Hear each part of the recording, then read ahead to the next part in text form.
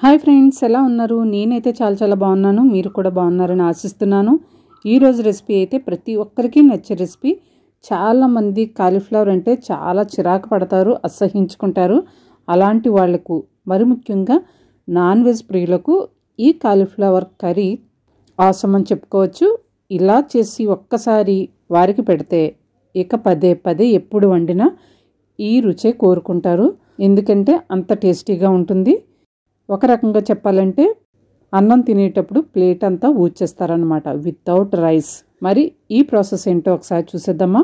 ముందుగా కాలీఫ్లవర్ని ముక్కలుగా కట్ చేసుకొని ములిగే వరకు నీళ్లు వేసుకొని 2 నిమిషాల పాటు వేడెక్కిన తర్వాత స్టవ్ ఆఫ్ చేసి ఆ పాత్రను పక్కన పెట్టుకోవాలి.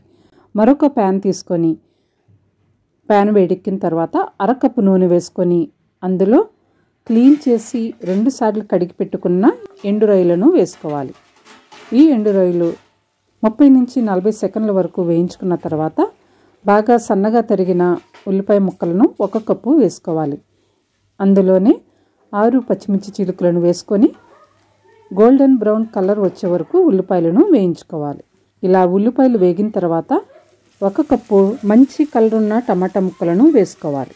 టమాటా ముక్కలు వేసిన తర్వాత 1 నిమిషం పాటు మగ్గితే టమాటా ముక్కలు మెత్తబడతాయి. టమాటా ముక్కలు మెత్తబడిన తర్వాత మనం వేడి నీళ్ళలో ఉంచిన కాలీఫ్లవర్ ముక్కలను నీళ్లు లేకుండా ముక్కలు వేసుకోవాలి. ఇలా కాలీఫ్లవర్ ముక్కలు వేసుకున్న తర్వాత 1 చెంచా ఉప్పును వేసుకొని బాగా కలుపుకోవాలి. ఇలా కలుపుకున్న తర్వాత మూత పెట్టుకొని 2 నిమిషాల పాటు మగ్గనివ్వాలి. ఈ కాలీఫ్లవర్లో అస్సలు వాటర్ వేయనవసరం లేదు. ఎందుకంటే కాలీఫ్లవర్లో వాటర్ శాతం ఎక్కువగా ఉంటుంది కాబట్టి ఇందులో వాటర్ అనేది వేయనవసరం లేదు. కాలీఫ్లవర్లో ఉన్న వాటర్, టమాటాలో ఉన్న తడి, ఈ రెండిటితో కాలీఫ్లవర్ చక్కగా మగ్గుతుంది. చూస్తున్నారు కదా ఎంత నీరు వచ్చిందో. కాలీఫ్లవర్లో ఎక్కువగా పురుగులు ఉంటాయని చాలామంది ఇష్టపడరు వండటానికి, తినటానికి కూడా. కొద్దిపాటి వేడి నీళ్ళలో ముందుగా కాలీఫ్లవర్లను కడుక్కుంటే చక్కగా మనం ఏ డౌట్ లేకుండా వండుకోవచ్చు. రుచికి రుచి, ఆరోగ్యానికి ఆరోగ్యం ఈ కాలీఫ్లవర్తో.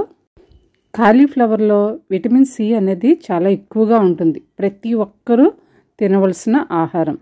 ఒకవేళ డాక్టర్ వద్దంటే తప్ప చాలా హెల్త్ బెనిఫిట్స్ అనేది ఈ కాలీఫ్లవర్లో ఉన్నాయి. ఏదైనా గాయం తగిలినప్పుడు అది త్వరగా మానడానికి కాలీఫ్లవర్ అనేది చాలా బాగా ఉపయోగపడుతుంది. ఇప్పుడు మూత తీసుకొని ఒకసారి బాగా కలుపుకున్న తర్వాత 2.5 చెంచాల కూర కారం పొడి వేసుకొని మరొక చెంచా మెత్తన ఉప్పును వేసుకొని బాగా కలుపుకోవాలి. ఇలా బాగా కలుపుకున్న తర్వాత మూత పెట్టుకొని మరొక 3 నిమిషాలు మగ్గనివ్వాలి. అలాగే మలబద్ధక సమస్య రాకుండా చేస్తుంది, ఉన్నా సరే తగ్గే విధంగా ఈ కాలీఫ్లవర్ చేస్తుందన్నమాట. ఈజీగా డైజెస్ట్ అయ్యే కాలీఫ్లవర్ని ఖచ్చితంగా మీ డైట్లో చేర్చుకోండి. ఎవరికైతే కాలీఫ్లవర్ తినడం ఇష్టం లేదో వారికి ఈ పద్ధతిలో వండి పెట్టండి. తప్పకుండా ఈ కర్రీకి ఫేవర్ అయిపోతారు. అది నాన్ వెజ్ ప్రియులైతే ఇక అన్నం పక్కన పెట్టేసి ఉత్తి కూరే ఊడ్చేస్తారన్నమాట.